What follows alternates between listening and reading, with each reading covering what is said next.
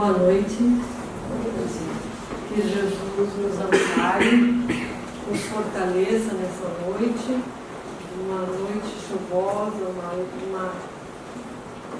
um barulhinho gostoso lá fora, mas está bastante frio, mas o calor humano vai nos ajudar a nos aquecer, e que Jesus aqueça o nosso coração e a nossa mente, com as ideias e os sentimentos amorosos que fomos despertando em nós através das suas orientações a respeito do tema que propôs.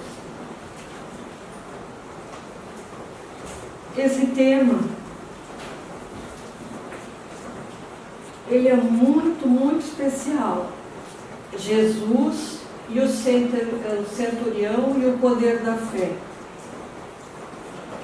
Poderá ser assim um tema até pouco conversado.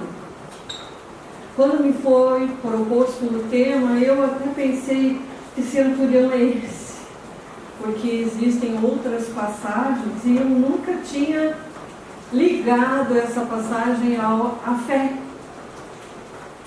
Quando me sugeriram e eu fui estudar e fui pesquisar a respeito, eu percebi que eu devia ter olhado essa passagem antes. Já devia ter me preparado um pouco antes para entender todas as orientações que Jesus nos passa nessa sua vivência. Os evangelhos, eles contêm parábolas. Parábolas são histórias que Jesus contava. E Jesus e o centurião é uma história que Jesus vivenciou, portanto não é uma parábola, é uma vivência. E através dessa vivência de Jesus com esse centurião, muitas orientações nos chegam. E vejam bem, é uma passagem aonde Jesus coloca-se na relação com esse centurião, demonstrando para nós orientações seguras de como devemos proceder, como devemos analisar as situações que nos chegam. Então a gente começa esse estudo através, se vocês me permitem, o que nos diz Mateus a respeito dela.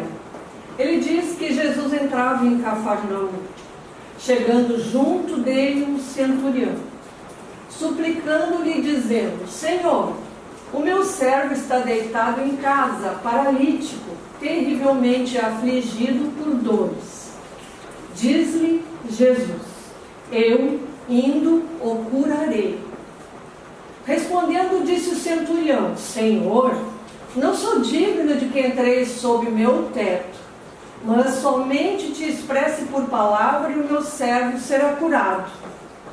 Pois também eu sou um homem sob autoridade, tendo abaixo de mim soldados, e digo a este: vai, e ele vai, e a outro: vem, e ele vem. E ao meu servo fazer isto, e ele faz. Ouvindo isso, maravilhou-se Jesus e disse aos que o seguiam: Amém, vos digo, como ninguém em Israel, ou com ninguém em Israel, encontrei tamanha fé. E eu vos digo que muitos virão do Oriente e do Ocidente e se reclinarão à mesa com Abraão e Isaque e Jacó no reino dos céus. Os filhos do reino, porém, serão expelidos para a treva exterior. Ali haverá o pranto e o ranger de dentes. E Jesus disse ao centurião: vai, como crestes, seja feito a ti. E o servo foi curado naquela hora. Essa é a passagem onde relata o que o Mateus, esse discípulo, escreveu em seus evangelhos. Esta é a passagem que ele escreve do centurião. Mas aí a gente tem que entender que essas passagens foram escritas nem sempre só por um discípulo. E essa mesma passagem, ela foi descrita por 2 discípulos. Mateus, que tinha sido um coletor de impostos e que estava reunido e escrevia os evangelhos, escrevia suas orientações junto aos judeus que se converteram ao cristianismo. Eles estavam saindo do judaísmo e ingressando no cristianismo. Mateus tinha ficado junto deles. Já o nosso amigo do lado é o Lucas. O Lucas, ele era médico.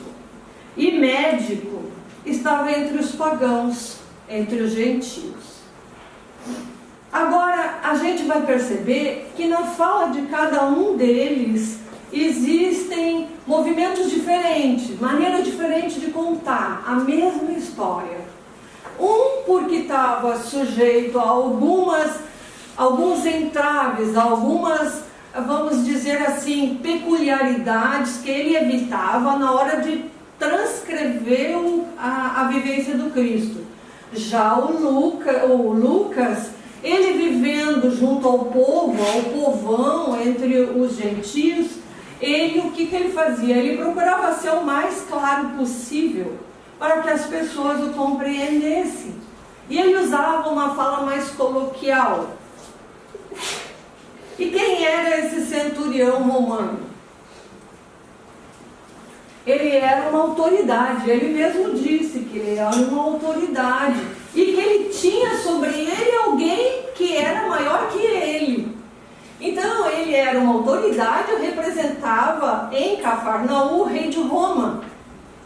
Tinha sob suas ordens uma centúria de soldados, ou seja, 100 soldados ele tinha sob suas ordens. Era um homem bom, amava o povo, construiu até uma sinagoga em Cafarnaum. Portanto, por mais que ele fosse romano vamos dizer, a sua referência fosse pagã, ele simpatizava muito com todas as orientações que ele estava recebendo do povo, de todos os ensinos e toda a vivência de Jesus. Ele admirava aquele Jesus que os seus amigos relatavam. Então esse centurião, ele para o povo judeu, naquela cidade, ele era muito bem quisto. As pessoas gostavam muito dele, porque ele não era como os outros romanos. Naquela passagem de Mateus tem uma fala desse centurião que ele diz assim: Senhor, não sou digno de que entreis sob meu teto. O que isso quer dizer? Quer dizer que ele era conhecedor de algumas regras do judaísmo. Porque para ser judeu, tinha que seguir algumas regras. E algumas muito simples, como tinha um dia da semana que não trabalhavam, alguns animais eles não comiam, que esses judeus não ficavam sob o mesmo teto que um pagão ou gentil.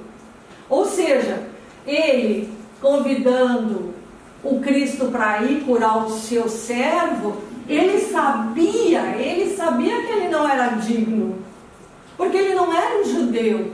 E o judeu não podia ficar sob o mesmo teto que um pagão. Então, quando ele diz, Senhor, eu não sou digno que entrei sob o meu teto, é porque ele era conhecedor dessas regras. Que o judeu também tinha mais essa orientação, que o judeu podia atravessar a rua para não cruzar com um pagão, ou alguém que não adore o mesmo Deus de Israel. Tinham regras muito seletivas, eram regras duras, e que os judeus tinham que seguir. Ele, como um centurião romano, por mais que ele fosse amável, ele conhecia as regras. E conhecendo as regras, ele não queria quebrá-las. Aí Jesus, ouvindo isso, Jesus disse: vos digo, ninguém em Israel encontrei tamanha fé. Por que Jesus está dizendo isso? Por que é assim tão interessante? Mas Jesus ainda ficou mais interessante essa conversa quando Jesus diz, observa que ele diz assim: expressa-se somente por palavra que o meu servo será curado. Por que ele diz isso? Tudo bem, até aquele momento a gente já entendeu que ele entende as regras do judaísmo. Mas por que ele diz que Jesus não precisava ir até lá? Que ele apenas falasse alguma coisa que o servo seria curado, que ele ordenasse. Aqui a orientação maior é de que o centurião nos deixa bem claro que ele reconhece a autoridade de Jesus. Porque ele, racionalmente, ele diz no momento em que ele encontra Jesus: eu tenho quem é superior a mim. E tenho abaixo de mim quem me obedeça. Então, eu sei muito bem, já conheço todas as suas orientações, conheço as histórias dos milagres, conheço os evangelistas falando sobre as tuas mensagens. Sei de todo o teu poder. Tu não precisa ir até lá. Porque eu tenho consciência de que quem é autoridade manda. E além disso, gente, a gente tem que entender mais alguma coisa. A gente tem que entender que ele reconhecia o dinamismo da autoridade. Autoridade e obediência. E tem mais uma questão. Isso ele demonstra, o centurião, que ele conhecia pelo menos os salmos. O Salmo 107 diz, no versículo 20, que Deus, quando fala, ele cura. No Salmo, tem lá vários versículos e tem uma no 20 que diz assim: Deus, através da palavra, ele cura. Então ele está reconhecendo toda a autoridade e o dinamismo dessa autoridade através de Jesus. Então, para ele, que conhece bem toda essa relação de autoridade e obediência, para ele era muito claro, ele não precisava ir até lá. Então, aí a gente começa a ficar muito curioso. Um centurião, um pagão, que mal conhecia algumas orientações. Como assim? Jesus disse que com ninguém em Israel ele tinha visto tamanha fé. Aí a gente começa a pensar: e as pessoas que o seguiam? E as pessoas que o seguiam? Acabei repetindo, isso é tão interessante repetir. E aqueles a quem curou durante as viagens e as andanças, tem lá a hemorriça, tem lá o cego de Jericó, tem os leprosos, tem os coxos pelo caminho. E esses? Muitas vezes ele diz assim: vai, a tua fé te curou, né? Mas eles eram de Israel. Que fé diferente é essa? Que Jesus vira para todos e diz: eu nunca vi uma fé que nem essa. Então é algo importante que a gente tem que pensar e refletir. E ainda mais, e os seus discípulos? Os discípulos de Israel? Então, se todos em Israel, inclusive aqueles que o seguiam, e inclusive mais de perto, os seus discípulos não tinham uma fé como essa é uma fé realmente especial. Que fé é algo que a gente costuma falar muito, mas de verdade a gente não reflete direito sobre. Que tipo de fé Jesus falava que os judeus tinham, que em Israel ele via, que ele estava acostumado a ver em Israel. Ele estava acostumado a ver em Israel esse tipo de fé aqui, ó, fundamentada na crença. Porque os judeus se autodenominavam povo escolhido, povo de Deus, povo da aliança, o povo descendente de Abraão. Portanto, a fé deles era uma fé onde eles se julgavam merecedores de tudo que Jesus pudesse lhes ofertar, porque eles eram os escolhidos. Então era uma fé onde o povo, onde os judeus se colocavam no papel de merecedores de todas essas curas. E os discípulos, mesmo eles ainda não haviam dado exemplo da fé que o centurião mostrou. E aí a gente vai lembrar da vez que chegou alguém e pediu para que Jesus curasse seu filho, dizendo: eu pedi para o teu discípulo e ele não conseguiu curar o meu filho. Aí Jesus: até quando eu vou ficar entre vocês? Nem mesmo os discípulos ainda tinham conseguido exercer essa fé. Era uma fé mais ainda calcada nessa crença desse homem, desse Messias que viria para salvar esse povo. Mas que fé que Jesus então está falando?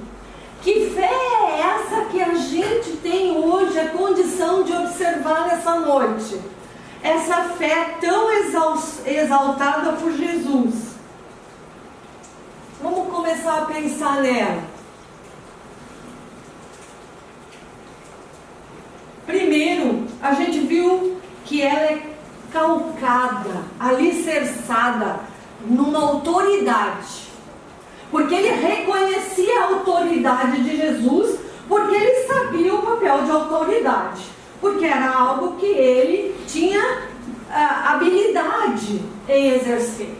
Então, essa fé que Jesus exaltou era uma fé onde o centurião via uma autoridade um pouco diferente. Era uma autoridade baseada na moral e na bondade e o amor incondicional de Jesus. Ele não via, ele não tinha rótulo religioso, mas o exemplo que Jesus dava e demonstrava através das vivências dele, demonstravam para ele a autoridade que ele tinha. Então essa autoridade que ele via em Jesus não era uma autoridade de religião, era uma autoridade espiritual, uma autoridade moral, através de todo o exemplo que ele demonstrava durante a vida dele, durante todos os momentos que ele andou peregrinando sobre a terra. E ainda mais, essa fé que Jesus exaltou, ela está calcada também na humildade. Humildade? Sim, humildade. Porque o centurião, ele reconhece, apesar dele ser uma autoridade, um oficial, ele percebe que essa autoridade do Cristo é ainda maior que a dele. É maior que a do rei de Roma. Ele reconhece o poder moral do Cristo. Porque esse reconhecimento era aonde a humildade se expressava, aonde ele recolhe, ele diz assim: eu não sou digno que entreis em minha morada. ou eu não sou digno que entreis sob meu teto. Ele está reconhecendo as suas imperfeições. Ele não está falando aqui do seu cargo oficial. Ele está falando nele como ser humano. Eu reconheço em mim as minhas imperfeições. Humildemente ele diz, você não precisa fazer isso. Diga só uma palavra e o meu servo será curado. Então ele tem humildade em reconhecer as suas imperfeições e também humildade para reconhecer o poder de Jesus. E tem mais um ingrediente nessa fé, que é a confiança. Olha a confiança. Se nós tivéssemos a possibilidade de encontrar Jesus, quem de nós, com alguém em casa precisando ou no hospital, nós não levaríamos Jesus até lá para salvar essa pessoa? Quem de nós diria o mesmo que o centurião? Quem de nós não queria ver para crer? Porque a gente sabe muito bem que todo mundo fala muito, que entende a realidade do Espírito, mesmo como espíritas mais fervorosos, mas muitos ainda preferem o efeito, o evento, o fenômeno. Esse centurião não queria o fenômeno, ele queria algo que de verdade ele tinha certeza que ia acontecer. Ele não precisava ver para crer. A fé dele era tamanha que a confiança que ele tinha naquilo tudo que ele observou, naquele Cristo, atestava que ele o curaria só com uma ordem. Porque essa palavra que ele pede, que ele diz, é uma ordem. Faça-se e será feito. E essa confiança, gente, essa confiança dessa fé, ela é um ingrediente onde não existe espaço para dúvida. É a confiança baseada na certeza. E quando isso acontece, alguns ingredientes importantes aparecem: esperança, paciência e serenidade. Isso tudo que está aqui, gente, a gente encontra lá no Evangelho. No Evangelho segundo o Espiritismo, num capítulo onde é explicado muito bem o que é fé. A fé humana e a fé divina. É muito bem explicado a questão de Jesus, aonde os homens ainda o veem como um líder religioso, aonde a autoridade de Jesus ainda é como líder religioso. E no Evangelho, os Espíritos vêm ressaltar essa fé que o centurião nos demonstra. Porque o Espiritismo vem esclarecer a todos, não só os espíritas, independente da religião. Ele é aquele momento onde você está em busca de resposta, onde você está em busca de orientação segura. Você vai descobrir que fé é muito mais que acreditar. Fé é uma certeza. Porque quando você tem certeza, você acalma. Quando você tem certeza, não precisa de grandes tumultos e eventos miraculosos, porque tudo vai acontecer dentro dos tempos certos. Então essa fé do centurião, essa fé para os seres humanos, eles cultivarem. Por isso Jesus chamou tanta atenção e disse: vai vir gente do Ocidente, do Oriente, ou seja, não serão judeus. O que acontece? Nesse processo reencarnatório, de onde viemos? Agora vamos pensar um pouquinho mais. Essa mesma passagem tem algumas coisas interessantes. Por quê? Porque esse sentimento tão acentuado de indignidade desse centurião? Tudo bem, ele reconhece a autoridade do Cristo. Ele reconhece que ele não é judeu e que ele tem que obedecer algumas regras. Mas ele, esse centurião, era um homem bom. Ele amava os judeus. Por que que ele se sentia tão indigno? Lucas destaca que o centurião não se achava digno de estar na presença de Jesus, pedindo intercessão de amigos. Aqui agora, a gente começa a entender algumas coisas. O porquê que são duas passagens. A passagem de Mateus e a passagem de Lucas. Na passagem de Lucas, é aonde ele traz sutilmente ensinamentos que na maioria das vezes a gente não percebe. Porque ou você vai seguir a orientação de Mateus, ou você vai seguir a orientação de Lucas, mas na verdade deveríamos pegar os dois, observar o que os dois dizem e aprender com os dois. Porque fazendo isso, Lucas ressalta esse sentimento de indignidade. E aí, ele traz nesta frase: nem a mim mesmo julguei digno de ir a ti, mas somente se expresse por palavra e o meu servo será curado. Porque na passagem do Mateus, ele diz que o centurião conversou com o Cristo. Mas, na passagem de Lucas, ele diz que primeiro vieram os judeus, os anciãos, pedir para Jesus interceder pelo centurião, dizendo que ele era uma boa pessoa, que ele até tinha construído uma sinagoga, que ele era um homem bom. E quando esses anciãos estavam lá pedindo para Jesus, e Jesus se dispõe a ir até lá e quebrar algumas barreiras ali.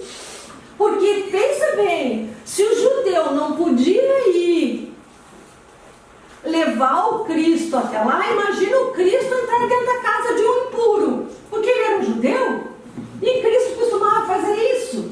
Ele quebrava certas regras para demonstrar algumas coisas, mas o próprio centurião mandou outras pessoas virem até Jesus.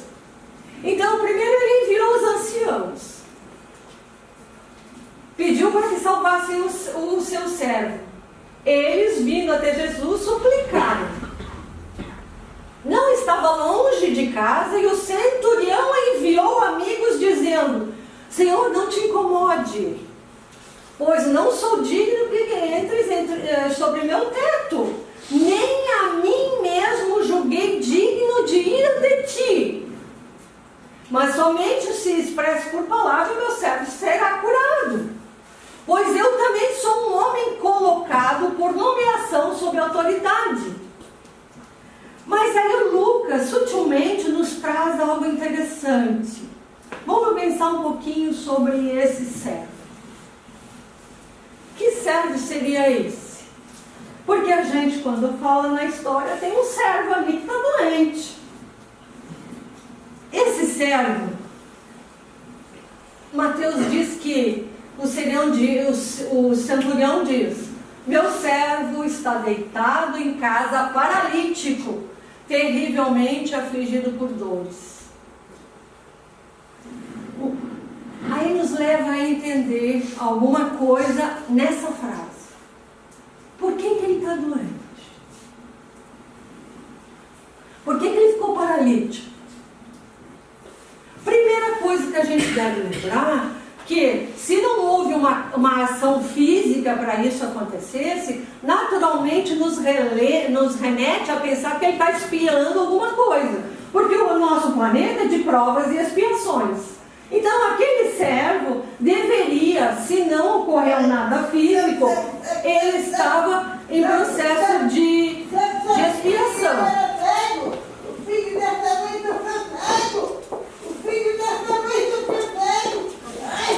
O servo de um certo centurião estava mal, qual era que lhe era muito caro. Então o servo não estava só paralítico, ele não estava só doente, ele estava morrendo.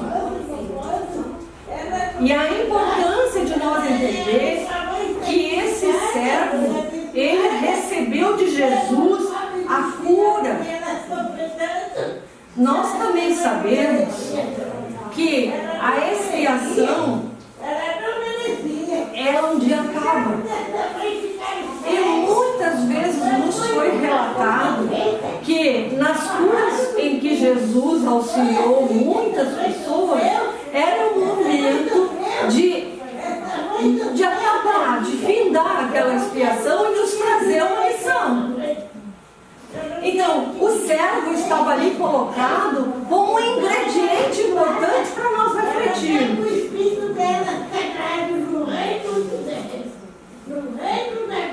Afinal, que fé é essa que Jesus encontrou no centurião romano? Como será que essa fé a gente conquista? Como é que essa fé foi capaz de trazer tantos ensinamentos que na maioria das vezes a gente nem reflete sobre eles?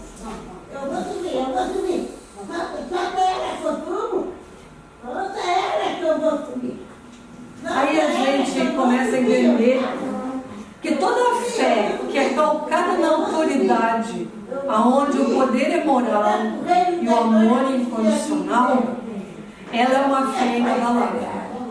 Porque além dela estar sustentada na moral do Cristo, precisa de muita humildade para se reconhecer necessitado do Cristo.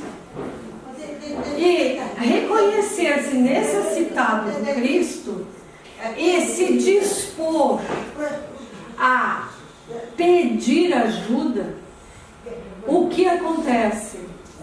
Você demonstra extrema confiança. Portanto, fé é um sentimento trabalhado em nós. É um sentimento aonde vamos adquirindo cada vez mais certeza. E essa certeza é aquela que pode encarar a razão face a face em qualquer época da humanidade. O centurião, na sua história, ele tem muito para nos mostrar em qualquer época da humanidade. E o Cristo aproveita aquela lição, aquela vivência, para mostrar para nós toda a relação humana com a verdade. Portanto, aquela fé inabalável, aquela fé do centurião, ela era fundamentada na verdade e não nas crenças. Sabe assim, a gente costuma falar muito, diz que Kardec dizia assim, você não deve acreditar por acreditar, você precisa compreender, porque não adianta dizer que acredita em Deus, não adianta dizer que ama a Deus, tem que saber por que amar a Deus, para que esse amor se expresse através de você. Quando a gente repete as palavras das pessoas, ou que decora todos os livros e fica pregando, falando as palavras do Evangelho, tem o seu valor. Mas enquanto você não demonstrar isso na sua vida, ainda são palavras, ainda não é uma fé ativa, não é algo que movimenta você com as certezas que a orientação de Jesus nos traz. Então, o centurião, ele não tinha aquela fé só porque acreditava. Ele via, ele sabia.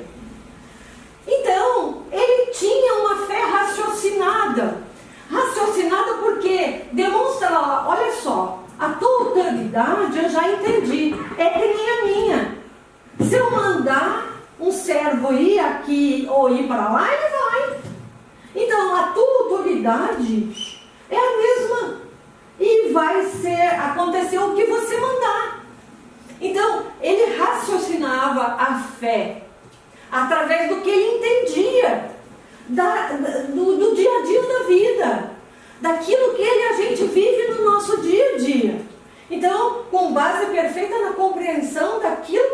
crer, é preciso compreender. E ele também nos traz uma visão de uma fé diferente. É aquela que quando você dá exemplo, ela é contagiante. O nosso Chico Xavier, né? É contagiante, a gente quer estar perto.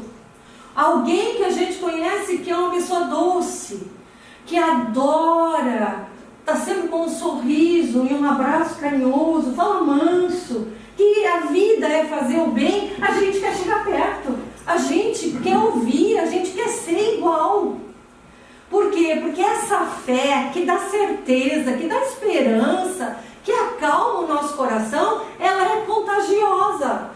E sendo contagiosa, por quê? Porque ela é exemplificada pela bondade e o bem nas próprias ações. É uma fé que não precisa de rótulo. É uma fé que não precisa de uma crença particular. É uma fé ativa. A caridade não é algo assim como que alguém... é porque tem um sentimento assim, é porque ele é bondoso. Não, tu só vai demonstrar que é caridoso quando você de verdade demonstrar isso nas tuas ações. E é no dia a dia, nas coisas simples. É quando passa pelo porteiro, é quando passa pelo varredor de rua, é quando entra no supermercado, é quando encontra um morador de rua. Aí que a gente vai demonstrar no nosso dia a dia o exemplo da nossa fé. Então, a história do centurião de Cafarnaum é importante porque nos traz diretrizes seguras da verdadeira fé.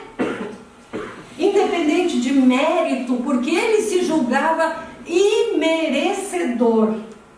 Então, independe de mérito, porque o povo judeu se achava merecedor. E o centurião, o contrário. Então, ela independe de méritos, é uma fé madura, construída, alicerçada. Exemplifica essa história, qual deve ser o nosso comportamento diante dos irmãos e as suas escolhas. Como é que eu devo me comportar com aquele que não pensa como eu? Que aquele que vê entrave em tudo. Como é que Jesus me ensinou a fazer? Porque o centurião, gente, até ele mesmo se julgava merecedor. E como é que Jesus dialogou com ele? O que Jesus disse para ele a ponto de dizer que nunca tinha visto uma fé como a desse centurião? Essa história nos traz o reconhecimento de que quando se reconhece as próprias dificuldades e imperfeições, mas que alicerça no coração a certeza da autoridade de Jesus pelos exemplos de amor incondicional e de bondade que daquele mestre, na sua vivência, ofertava a todos que o cercavam, e ainda faz isso sempre para todos nós. Porque neste momento que estamos aqui, neste momento, por mais humanos e imperfeitos que somos, Ele se serve de nós, para que a sua lição, a lição da sua vivência, chegue a cada um de nós. Seja por uma palestra, seja por uma mensagem, seja pela leitura do Evangelho, seja pelo estudo, seja por um filme. Ele se serve de todas as ferramentas que Ele puder usar para nos esclarecer. Porque o que Jesus deseja é o que Deus deseja que aconteça com cada um de nós. Que sejamos felizes e que vivamos em paz. Mas tem uma pergunta que não cala. E a nossa fé? Isso é uma pergunta que eu não quero resposta. Cada um pense por si só. Como está individualmente a nossa fé? Depois de tanto se conversar de fé,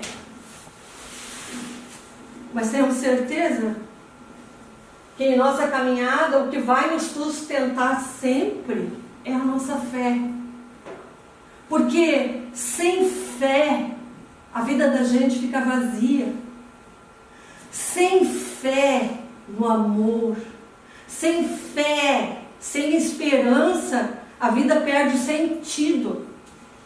E veja, não precisa ser alguém que seja um religioso, mas seja alguém que acredite no amor, que acredite que a vida é um processo aonde o bem é o bem maior. Ah, mas ele é pagão. Ah, mas ele é ateu. Às vezes a gente encontra ateu muito mais espiritualizado que muitos cristãos que se dizem cristãos. Porque a vida deles é um exemplo de bondade. Qual será o resultado de tudo isso quando se defrontarem com as suas consciências no plano maior?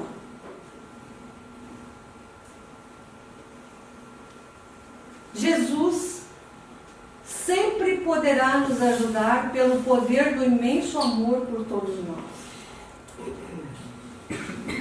Tem uma questão, gente, que o Lucas levanta, aonde ele diz, naquele momento de indignidade do centurião, é porque, na verdade, quando se faz um estudo mais aprofundado, os historiadores fazem isso, os pesquisadores, teólogos fazem isso, estudando o grego, estudando o aramaico, estudando a literatura, com as vivências de Jesus, dos evangelhos.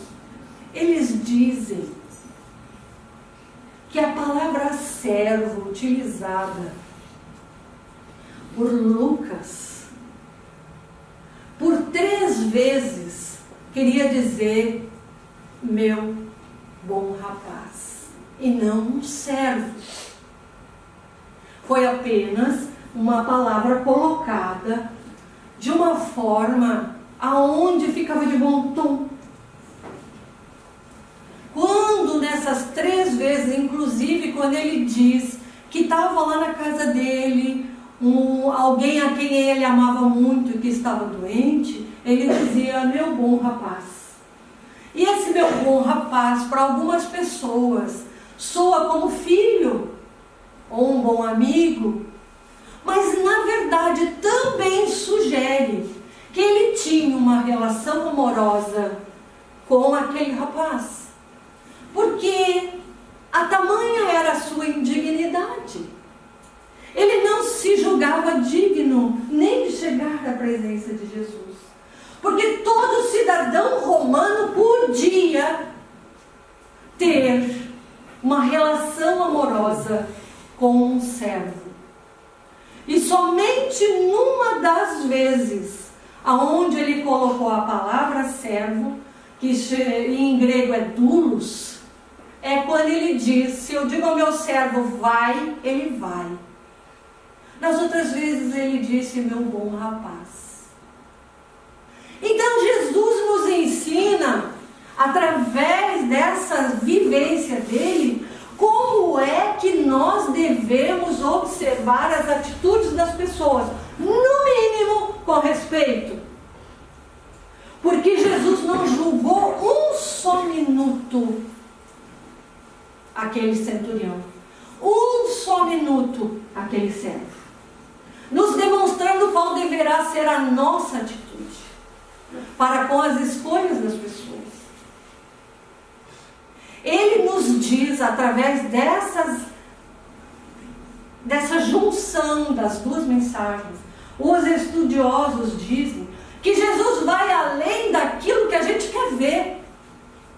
Jesus era um homem de tal autoridade que nos fazia perceber as nossas imperfeições, e quando percebêssemos, o quanto nós deveríamos respeitar-nos.